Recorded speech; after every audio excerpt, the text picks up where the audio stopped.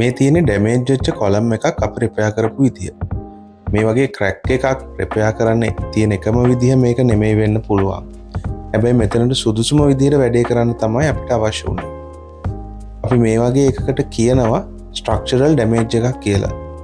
ගොඩක් ලොකු ස්ට්‍රක්චරල් ක්‍රැක්ස් පේනෙන්න නොතිබුණත් මේ වගේ එකක් රිපෙයාර් කරන එක very important. ගොඩක් අය යන බිල්ඩින් එකක් නිසා ඒක ඉක්මනින් රිපෙයාර් කරන්න තමයි අපිට ඕනේ උනේ. අපි මුලින්ම මේ කොලම් එකට ඉම්පෝස් වෙලා තියෙන ලෝඩ්ස් රිලීස් කරන්න කොලම් එකට කනෙක්ටිංగ్ බීම් සහ ස්ලැබ්ස් ජැක් කළා.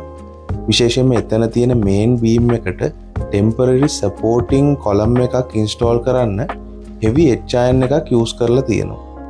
ක්‍රැක් වෙච්ච කොටස හරියටම අයිඩෙන්ටිෆයි කරගෙන කොන්ක්‍රීට් එක කඩලා ඉවත් කරාට පස්සේ තිබුණු රේන්ෆෝස්මන්ට් මෙතෙන්ට ප්‍රමාණවත්ද කියන එක ඉන්ජිනියර්ත් එක්කලා කතා කරා. එයාගේ ඇඩ්වයිස් එක උනේ සපෝට් එකක් ඉන්ට්‍රොඩියුස් කරමු කියන එක. ඒ නිසා ස්ටීල් ප්ලේට්ස් වලින් කරපු සපෝට් එකක් ඉන්ට්‍රොඩියුස් කරලා තියෙනවා මෙතනදී බලා ගන්න පුළුවන්. මේ කිසිම දෙයක් ආවට ගියාට කරන දේවල් නෙමෙයි මගේ ස්ට්‍රක්චරල් ඉන්ජිනියර්ගේ උපදෙස් අනුව කරන දේවල්.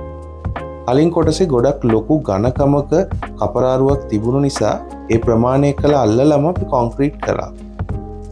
කොන්ක්‍රීට් කරන්න කලින් හොඳ බොන්ඩිං ඒජන්ට් එකක් යූස් කරා. පරණ කොන්ක්‍රීට් එකයි අලුත් කොන්ක්‍රීට් එකයි හොඳට බොන්ඩ් වෙන්න.